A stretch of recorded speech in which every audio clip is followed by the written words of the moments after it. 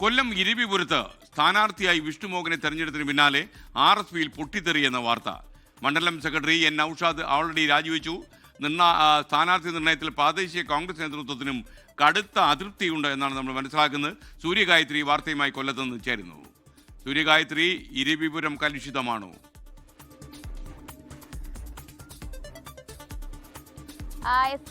അങ്ങനെ തന്നെ പറയേണ്ടതായിട്ട് വരും. പ്രത്യക്ഷത്തിൽ അതൃപ്തികൾ പ്രകടിപ്പിച്ചു തുടങ്ങിയിരിക്കുന്നു നേതാക്കൾ എന്നുള്ളതാണ്. ഈ മണ്ഡലം കമ്മിറ്റിയിൽ ഉയർന്നു വന്ന പേരുകളിൽ ഒന്ന് അത് എൻ നൌഷാദിന്റെ കൂടിയായിരുന്നു എന്നുള്ളതാണ്.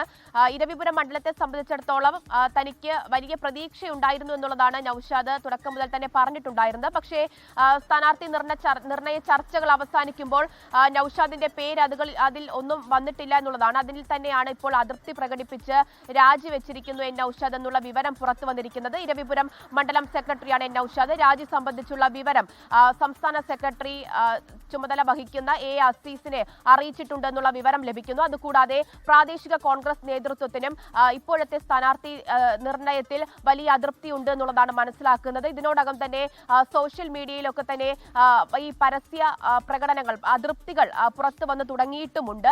ഈ കോൺഗ്രസ് നേതൃത്വത്തിനെ സംബന്ധിച്ചിടത്തോളം യൂത്ത് കോൺഗ്രസ് ഉൾപ്പെടെയുള്ളവർ നേരത്തെ അവരുടെ നിലപാടൊക്കെ വ്യക്തമാക്കിയിട്ടുണ്ടായിരുന്നതാണ്. കാർത്തി പ്രേമചന്ദ്രനാണ് സ്ഥാനാർത്ഥിയാവുന്നതെങ്കിൽ പൂർണ്ണ പിന്തുണ തങ്ങൾ നൽകുമെന്നുള്ളതൊക്കെ തന്നെ അറിയിച്ചിട്ടുണ്ടായിരുന്നതാണ്. ഇപ്പോൾ പ്രധാന വിഷയമായിട്ട് വന്നിരിക്കുന്നത് മണ്ഡലത്തിന് പുറത്തു നിന്നുള്ള ഒരാളെ സ്ഥാനാർത്ഥിയായിട്ട് കൊണ്ടുവന്നതിലാണ് വലിയ അതൃപ്തി ഇപ്പോൾ ഉണ്ടായിരിക്കുന്നത് എന്നുള്ളതാണ് മനസ്സിലാക്കുന്നത്. എന്തായാലും പ്രതിപക്ഷ നേതാവ് നയിക്കുന്ന പുതുയുഗ യാത്ര ഇന്നിപ്പോൾ കൊല്ലം ജില്ലയിൽ പ്രവേശിച്ച് കഴിഞ്ഞിട്ടുണ്ട്.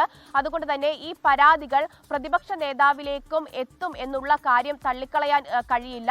ഈ കോൺഗ്രസ് നേതൃത്വവും അതുപോലെ തന്നെ RSPയിലെ തന്നെ ഇത്തരത്തിലുള്ള മുതിർന്ന നേതാക്കൾ ഈ വിഷ്ണു മോഹൻ സ്ഥാനാർത്ഥിയാകേണ്ടതില്ല എന്നുള്ള നിർദ്ദേശം മുന്നോട്ട് വെച്ച നേതാക്കൾ ഉൾപ്പെടെ പ്രതിപക്ഷ നേതാവിലേക്കും ഈ പരാതികൾ കൈമാറുമെന്നുള്ളതാണ് മനസ്സിലാക്കുന്നത്.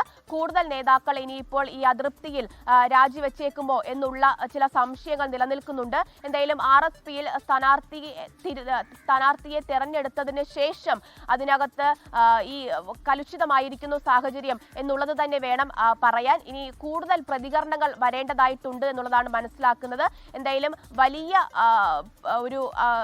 ഒരു തർക്കം അതിപ്പോൾ RSPയിൽ അത് തുടരുകയാണ്. ഇന്നലെ വരെ ആരാകും സ്ഥാനാർത്ഥി എന്നതിലായിരുന്നു തർക്കമെങ്കിൽ ഇന്ന് മുതൽ തെരഞ്ഞെടുത്ത സ്ഥാനാർത്ഥിയെ ചൊല്ലിയാണ് തർക്കം എന്നുള്ളതാണ് പ്രധാനപ്പെട്ട കാര്യം.